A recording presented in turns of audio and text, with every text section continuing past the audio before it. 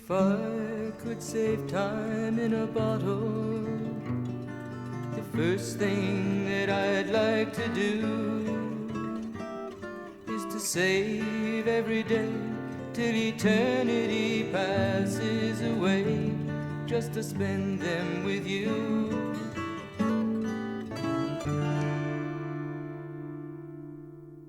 What I remember the most about first finding out is that when you woke up, every morning you woke up and you thought, you had that moment before you remembered, and then you'd remember and go, oh, it's not a dream.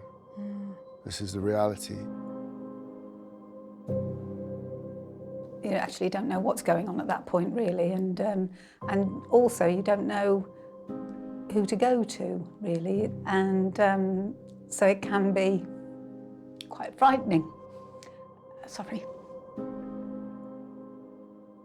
I was devastated with the diagnosis. It changed my life.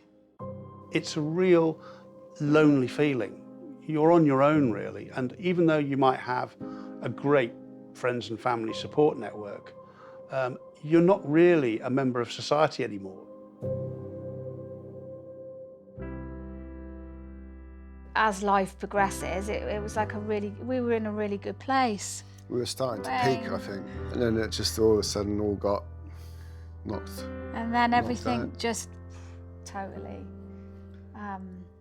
went. It was a phone call on our daughter's birthday, and they phoned up and said, I'm sorry to tell you over the phone, but we found something on the X-ray. We found some tumours. And so I've been terminal for about 2.5 years, and now treatment's been stopped now.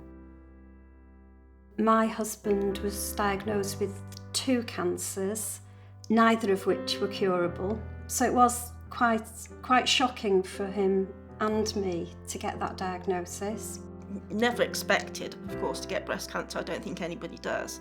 Unfortunately, it didn't stop away. It actually moved into my neck, up to my brain, and now it's spread down into my abdominal cavity.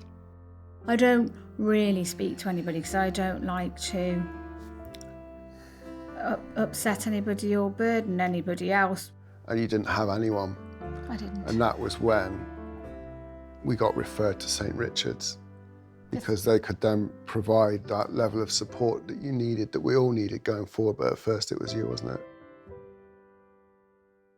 My idea of a hospice was actually walking in and not actually coming out again. So I said, well, I'm not terribly keen on going to the hospice. And she said, well, how about seeing if the hospice can come to you? When I need support, when I maybe need some emotional support, some counselling, you know, St. Richard's is there to help me through that. I think the variety of help that you can get here is just incredible. I mean, I've had my eyes opened. None of it was about dying. Everything was about living. That's what it was about, and that's what it is about.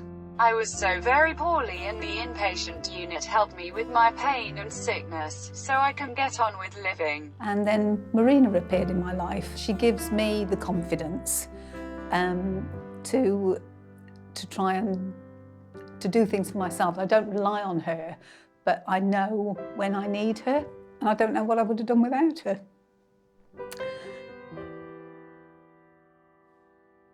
The Men's Space group has been really a key part of my life for the last 2 years.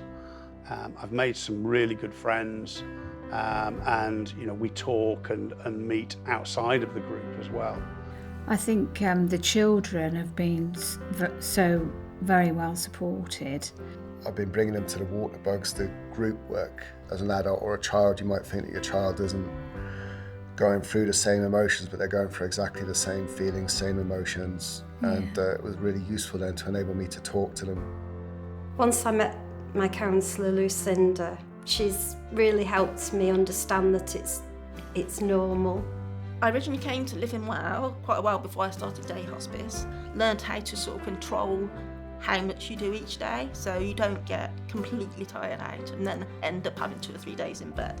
and support St. Richard's has offered me allows me to remain at home with my family and friends, which has made all the difference. St. Richard's for me is a bit of a lifeline, really. It supports my family, which gives me a lot of comfort.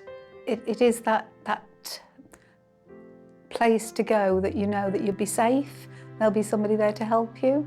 Whether you need physical support, emotional support, whether you just want to talk to somebody, St. Richard's is the place to go to. And for me, you know, it's that rock, if you like, that thing that guides you on the journey that still is in front of you. If I could make days last forever, if words could make wishes come true, I'd save every day like a treasure, and then again I would spend them with you.